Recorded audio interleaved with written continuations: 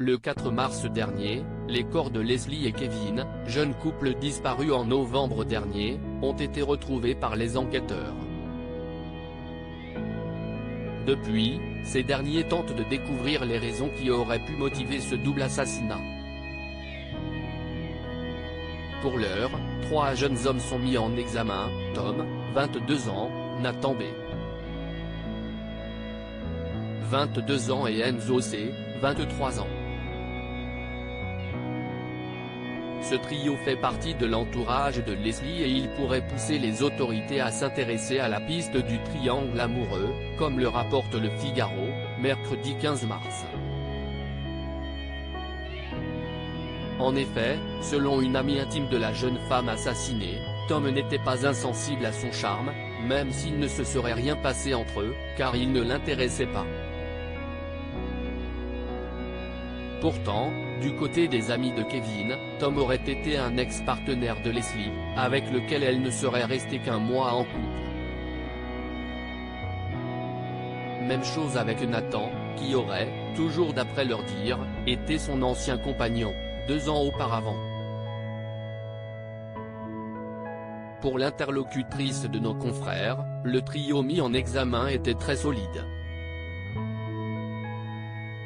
L'un n'allait pas sans l'autre, a-t-elle déclaré.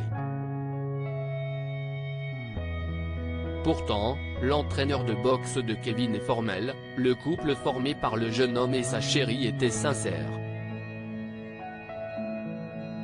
C'était l'amour avec un grand A, a-t-il affirmé au Figaro. Mais pour les amis de Kevin, les raisons de ce crime sont évidentes, 2 des 3 suspects sont des ex de Leslie et, après, on vient nous poser des questions sur la drogue? Tout vient de la jalousie. 4 ou 5 individus à l'origine du crime? Quoi qu'il en soit, cette piste semble donner une toute autre dimension à l'affaire, alors que la piste d'un possible trafic de stupéfiants avait été évoquée de prime abord.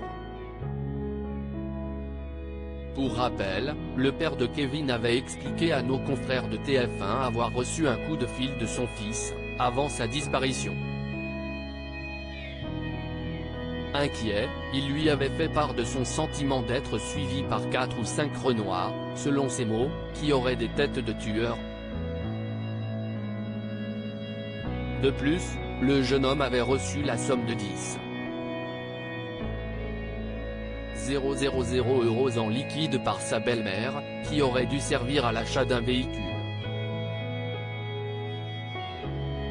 De quoi étonner sachant qu'il n'avait pas le permis de conduire. Les ragots ont donc rapidement tourné autour d'une somme qui aurait pu servir à l'achat de stupéfiants.